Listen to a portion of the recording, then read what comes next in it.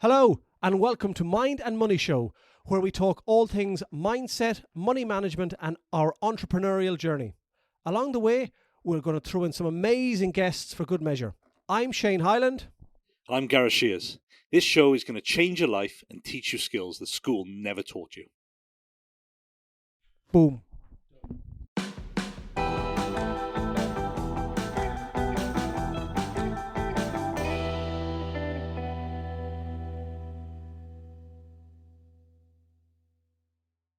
So, what do you do if you have small, multiple pension pots?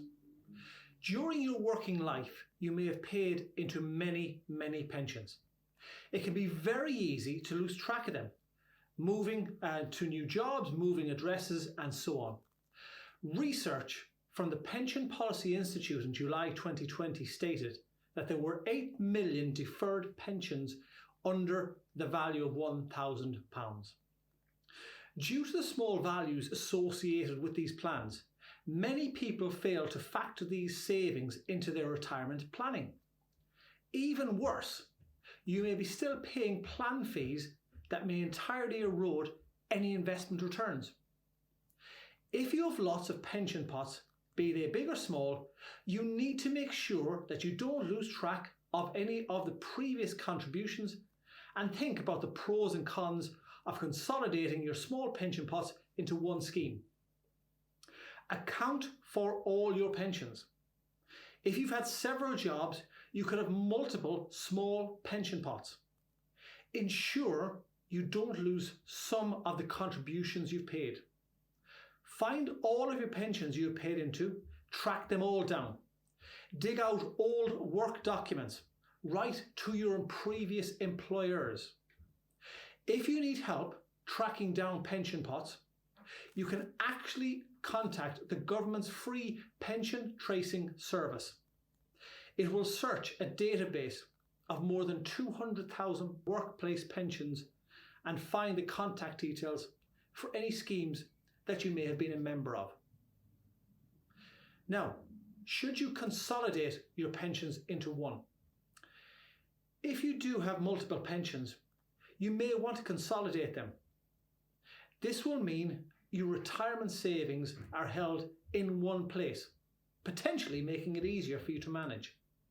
However, in some cases, it's worth keeping these pensions separate. Answering these 5 questions can help you understand if you should make any changes. Firstly, what type of pension do you have? The kind of pension scheme you have affects income security in retirement. A defined benefit pension or final salary pension provides a guaranteed income for life, often linked to inflation, which can provide you with financial security. As a result of leaving a defined pension scheme, it is unlikely to be in your best interests. In contrast, a defined contribution pension can give you a final pension value based on how much you have paid in to the pension scheme and the investment performance. Consolidating defined contribution pensions could also reduce administration costs and make it easier to manage your retirement savings. Secondly, do any of your pensions have any additional benefits? Some pensions offer additional benefits to their members. These may include a pension for your spouse or child, letting you take out larger lump sum on a tax efficiency basis, or early access to benefits. If you transfer these pensions, you may lose these benefits. It can be worth holding on to a small pension for continued access to these. Third, what is the long-term performance of your pensions? If you choose to put all pensions into one scheme, you need to first look at the performance of the new scheme. Does it have the right mixture of bonds, property, cash and shares to match your growth requirements? Ethical considerations also need to be looked at. Fourth, what administration fees do you pay and what will be the cost of transferring? High charges do not guarantee better performance. In fact, Higher fees can sometimes erode the investment growth. Pension providers may take management fees as regular flat payments or low percentages of your pension's values.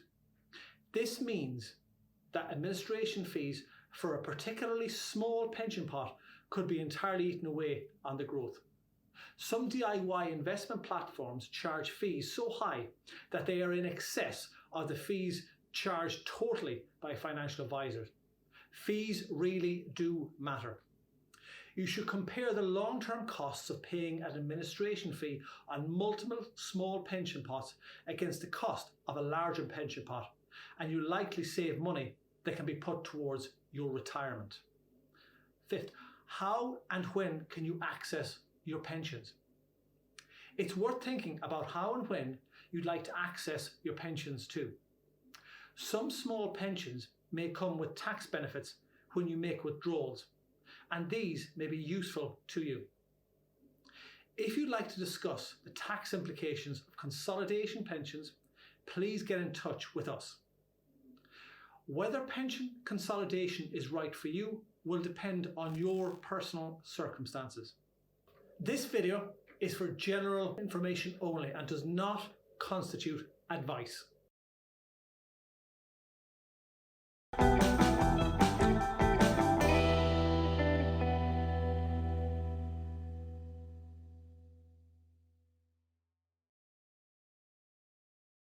Thanks for listening, and if you enjoyed this episode, then please subscribe and remember to follow us on social media for more content like this.